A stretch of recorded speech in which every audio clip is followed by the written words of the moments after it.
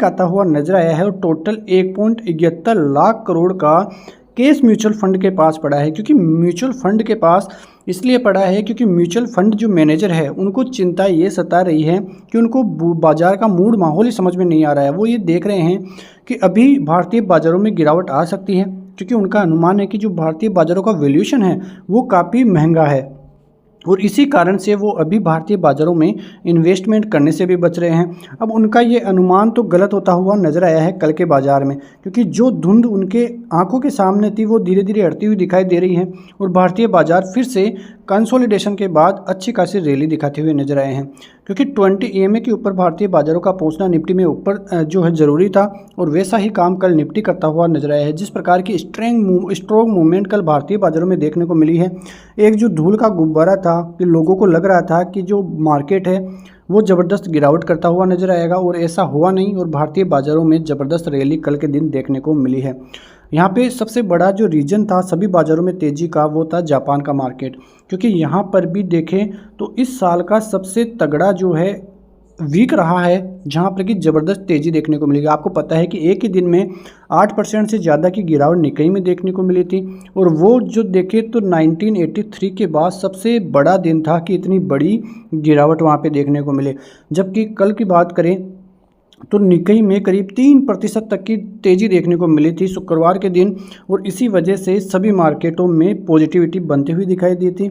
जबकि जापान में यही लग रहा था कि जो यूएस के रिटेल सेल्स के आंकड़े थे बहुत ज़बरदस्त आते हुए दिखाई दिए। तो सारी चीज़ें वहाँ पे पॉजिटिव बनने के बाद ही जापान के बाज़ारों में बहुत ज़बरदस्त तेज़ी का मूड माहौल देखने को मिला। अब नज़रें रहेगी RBI गवर्नर पर, क्योंकि RBI गवर्नर पहले से बातें कर रहे हैं कि हमारी जो नज़रें हैं वो भारतीय बाज़ारों पर गड़ी हुई है, विदेशी बाज़ारों पर गड़ी हुई है। क्योंकि यदि फेड जो है सितंबर में रेट कट करता है तो फिर RBI भी चाहेगा कि दिसंबर तक भारतीय बाज़ारों में भी रेट कट हो सके।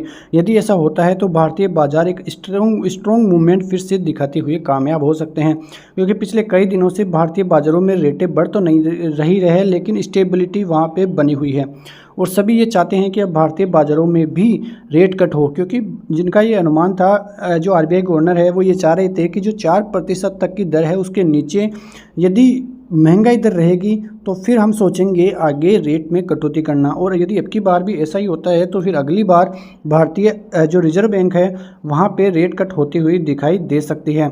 वहीं जो सबकी नज़रें अभी जैक्सन हॉल में जो मीटिंग होने वाली है और वो 23 अगस्त को होने वाली है, डेट याद रखिए 23 अगस्त को ये मीटिंग होगी, और बहुत बड़ी खबर यहाँ से आती हुई दिखाई दे सकती है। क्योंकि जेरोम पोवेल चाहेंगे कि सभी बातों को क्लियर वो करते हुए दिखाई दे, क्योंकि जो अनस्टेबिलिटी बनी हुई है बाज़ारों में और जिस प्रकार की चिंताएं आई थी कि एक इमरजेंसी मीटिंग जो है फेड को बुलानी पड़ेगी और रेट कट करनी पड़ेगी, लेकिन उस टाइम पे भी जो RBI जो फेड के गवर्नर है जेरोम पोवेल वो कुछ भी बताते हुए नज़र नहीं आए थे, वो सामने नहीं आए थे कि क्या आगे करना है। लेकिन अब जो टेस्ट मनी है यहाँ पे वहाँ पे वो सब कुछ बताते हुए नज़र आएंगे। तो ये बड़ी खबरें बाज़ारों से निकलकर अभी सामने आ रही हैं। तो रिजर्व बैंक क्या करता है, फेड क्या करता है, ये सभी चीज़ें बहुत इंपॉर्टेंट अब भारतीय बाज़ारों के लिए आगे साबित होगी। क्योंकि एक बात तो आप समझ लीजिए कि भारतीय बाज़ारों में कोई भी नेगेटिव खबर नहीं है। भारतीय बाज़ार अभी केवल जो विदेशी सेंटिमेंट है, ग्लोबली सेंटिमेंट है, उसके आधार पर ही निर्णय हो रहा है कि भारतीय बाज़ारों में तेज़ी होगी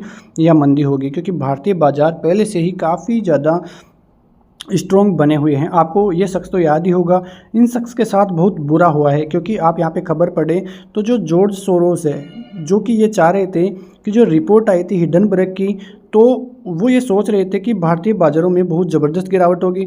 जो एनिमी माना जा रहा है सोर्स को, तो उनको बहुत बड़ा शौक लगता हुआ नज़र आ रहा है। तो क्योंकि वो चाह रहे थे कि जो हिंडनबर्ग कॉन्स्पिरेंसी है इंडिया के खिलाफ, उसकी वजह से भारतीय बाज़ारों में गिरावट होगी, और बहुत बड़ा शॉर्ट वो भारतीय बाज़ारों को करके बैठे थे, और उनको झटका लगने के कारण ही उन्होंने अपना बर्थडे भी नहीं मनाया है।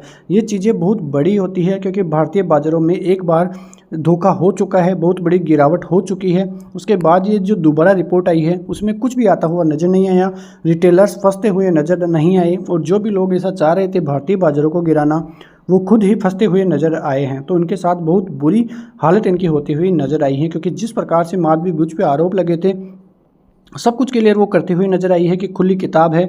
उसके बाद देखिए यहाँ पे FIS की स्थिति, तो कल थोड़ी बहुत बाइंग FIS के द्वारा देखने को मिली है। तो इस सप्ताह, इस महीने की बात करें तो केवल 2 या 3 बार ही FIS बाइंग में बैठे हैं, वरना कुल मिला के जो डेटा है FIS का 28,000 करोड़ की सेलिंग के साथ ही आपको देखने को मिलेगा। वहीं DII लगातार बाइंग में है और 34,000 करोड़ की बाइंग वो करते हुए दिखाई दिए हैं। तो इस महीने की बात करें तो काफ़ी कुछ घटा है इस महीने में, जो कि भारतीय बाज़ारों पर काफ़ी इम्पैक्टफुल रहा है। कुल मिला के देखें तो सभी चीज़ें भारतीय बाज़ारों के लिए अभी पॉजिटिव ही बनी हुई है। अब भारतीय बाज़ारों का जो नेक्स्ट टारगेट होगा वो 24,800 का होगा निफ्टी के लिए, क्योंकि अब 24,800 क्लियर हो जाता है तो फिर 25,000 और फिर ऑल टाइम हाई के लेवलों पे भारतीय बाज़ार आगे भी जाते हुए दिखाई देंगे। तो ये सभी खबरें भारतीय बाज़ारों में अभी बनी हुई है। तो इन सभी चीज़ों को ध्यान में रखते हुए ही आप बाज़ार में काम कीजिए, और जिस प्रकार से जो लेवल्स हैं जो कि हम आपको बताते हैं, और कल एक बार और लेवल्स की जानकारी हम आपको देंगे, तो सभी चीज़ें देखकर ही आप बाज़ार में काम कीजिए। मिलते हैं नेक्स्ट वीडियो में, तब तक के लिए जय हिंद, जय भारत, वंदे मातरम।